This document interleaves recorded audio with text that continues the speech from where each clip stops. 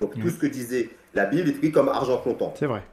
Donc, depuis le 19e siècle, avec les découvertes des égyptologues et même de l'archéologie, nombre de découvertes ont été faites et qui n'allaient pas dans le sens du récit biblique. Et donc, par rapport à ces découvertes, il y a eu des conclusions liées justement à ces découvertes. Et parmi les incohérences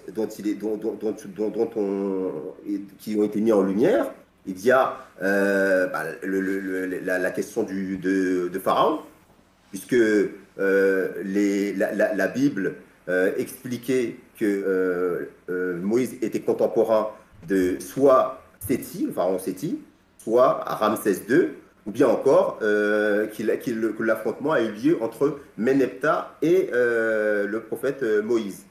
Mais lorsqu'au 19e siècle, les momies ont été retrouvées, ni celle de Ménephta, ni celle de Ramsès portent des traces de noyade. Et donc, vu que le récit biblique parlait d'un pharaon avec ses armées en train de pourchasser les enfants d'Israël et leur prophète Moïse, et qu'ils ont été rattrapés par la noyade, le fait de retrouver justement ce corps avec, sans aucune trace de noyade, eh bien, ça mettait à mal un peu cette théorie. Mais Nepta, ça peut pas être lui, puisque la momie montre pas de traces de noyade. C'est ça que vous dites? Oui, puisque le propos du Saint-Coran, le propos de la Bible, c'est que l'armée a été noyée. À cette D'accord. différence, Et c'est donc que vous, le vous avez une Saint-Coran... momie qui a été noyée. Et c'est pour ça que vous savez que c'est la bonne. Comment? Non, laissez-moi développer, parce que là, vous réduisez un peu ce que je suis en train de dire. Ok?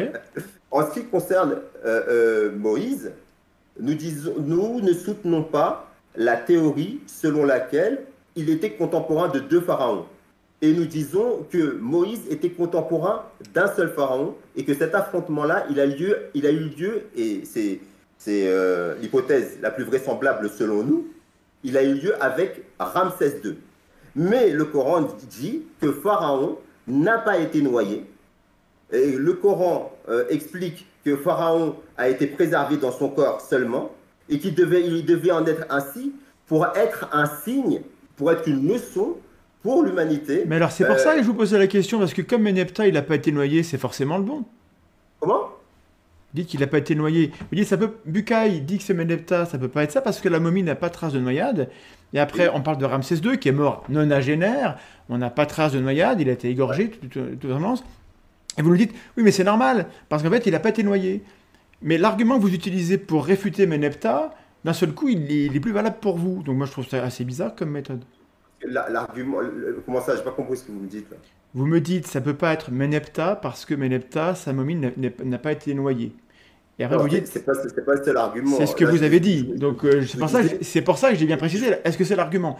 Mais on va pas non, non. passer une heure sur Ramsès, hein, mais Je vous ai dit que par rapport à Maurice Bucaille, qui pense que Ménephta, c'est le